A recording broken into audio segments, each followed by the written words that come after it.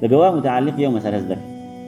پاکستان کې خو چونکې هغه شرعي نظام نشته دی چې یاره دلته دې بچا باندې شرعي ګواه پیش کړلی شي ځکه شرعي ګواه په 50-60 کسانو کې یو هم نه چاته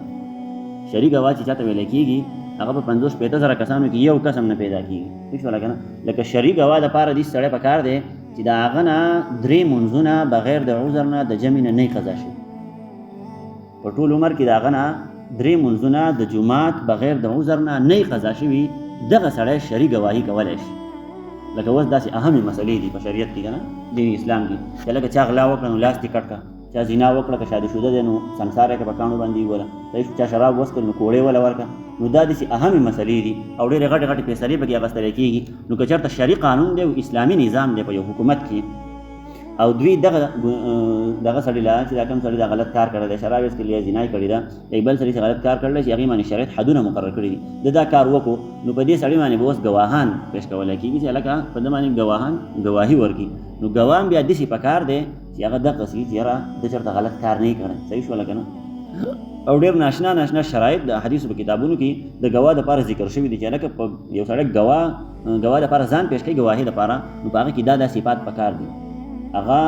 به دا کارونه نه کوي د دې کارونه نه به ځان منع کوي او ډېر واړه کارونه چې موږ ته اړوسه ښکاري لکه تاسو ته ما 3 منځونه د سړي د جمعې د جومات قضا شو نو دا سړی په شریعت کې ګواهي نشي ورکولی د ګواهي قابل قبول نه ده یا یو سړی فاسق دی او فاجر دی تاسو ته ما یو مسله بله ویلې او مخکې دې متعلق چې یو سړي 3 منځونه د جمع قضا شو بغیر د عذر نه صحیح ولګي عذر دا دی چې یاره بیماري ده یا سره دشمنی یاره ده یا داسې باران دی او ګلی ده چې سړی جومات ته نشي راتلی صحیح شوله که نه هر قسمه شرعي عذر چې دی چې شریعت په هغې کې رخصت ورکړی دی نو دغه د شرعي عذر ویلی کېږي د دغه شرعي عذر نه بغیر سړي 3 د جمع منځونه قضا کړل نو دا سړی فاسق شو صحیح شوله که نه او چې کله یو سړی فاسق شو نو په شریعت کې د داسې سړي ګواهي قابل قبول نه ده نو موږ تاسو هر سړی په خپل ګریوان کې سوچ وکړي چې هلکه زه واقعي د شریعت د ګواه دپاره ځان پیش کولی شم که نه شم پیش کولی یو سړی نشي زه هم نشم پیش کولی بل هم یو سړی نشي مسله خو دا ده یو سړي 3 منځونه قضا شو بغیر د عذر نه دی په ګواه کې ځان نشي پیش کولی یو څیز ګواهي نشي ورکولی د شریعت د حدودو متعلق نو بهرحال تاسو ته وایي چې په 50-60 کسانو کې ډېر په مشکله به یو کس چېرته را پیدا کړي چې هغه به داسې برابر وي چې هغه به یاره دغسې ځان ساتلی د هر څه نه بهرحال زمونږ خو دلته داسې نظام دی په پاکستان کې چې تاسو ته وایي په پیسو باندې ګواهان میلاویږي بس عدالتونو مخې ته چې لاړې دغه مناظر به په خپلو سترګو باندې ووینې چې یاره خلک په پیسو باندې رانیودلی کېږي هلکه راشه یو ګواهي ده وایي که راشه هلکه ضمانت دی وایي که راشه هلکه دا دی وایي که ځانګې سړی په جیل کې دی راشه ضمانت دی وختي په مدرسه کې مونږ ناست وو هلکانو امتحان و پرچې نو یو مولي صاحب امتحان له راوستلی و د ماشومانو د حفظ امتحان له نو هغه ته چارې وکړو چې مولي صاحب یو سړی دی د ډي سي دفتر ته راشه دلته ضمانت وکړه نو هغه وایي چې ما ته خو اړو څه پته نشته دی چې ضمانت وکړم زه خو اړو د مسلې نه خبر نه یم چې څه چل شوی دی واقعه سره پیښه شوې ده چې درشم ضمانت وکړم سړی راخلاص کړم ګواهي ضمانت معنی دا ګواهي وکړه راشه سړی راوباسه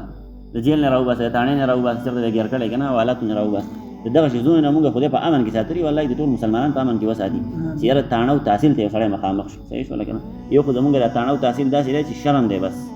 دې ته د خدای مور مخامخ کوو که مخامخ شوې که نه او چېرته د دینداره طبقې سره او دینداره کورنۍ سره یې تعلق نو دا خلک به دې دونه رسوا کړي دونه به دې بېعزته کړي دونه به دې وشرموي چې هغه شرم بیا پته نه لګي چې د هغې بس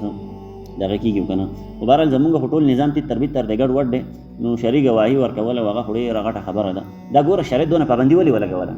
شریعت د دې لپاره پابندي ولګوله چې هلکه هسې به ټوپونه نه وي یو سړی دې په غلط کار لیدلی نه دی نو هسې به نیغ کېږي نه چې سبا بیا ګواهي نه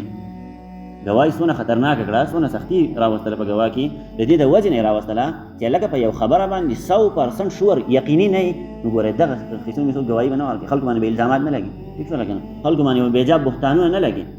څه باندې پوهېږي نو دا سختي چې څونه کوي په دې کې زمونږ فایده ده چې ما او تا چېرته سیده لاره باندې راشو خو مونږ بیا هم نه سیده کېږو بهرحال دغه آیت کې الله جل شانه دغه ګواهۍ متعلق خبره کوله او دا تزکیه د شاهد یعنی تزکیه د ګواه صفایي د ګواه دا ضروري ده ٹھیک شوله که نه یو سړی په ګواهۍ کې ځان پیش کوي نو پکار ده چې د نفس صفایي یا په خپله صفایي روحاني طور باندې دی صفایي ټیک ټاکي د ده نه ګناهونه چې کوم دی هغه نه کېږي قسما قسم ګناهونه که واړه دي او که لوی دي هغه ګناهونه ترې نه کېږي نو ګواه کې به دغسې سړی پیش کولی کېږي ها دغسې سړی به ګواهي ورکړي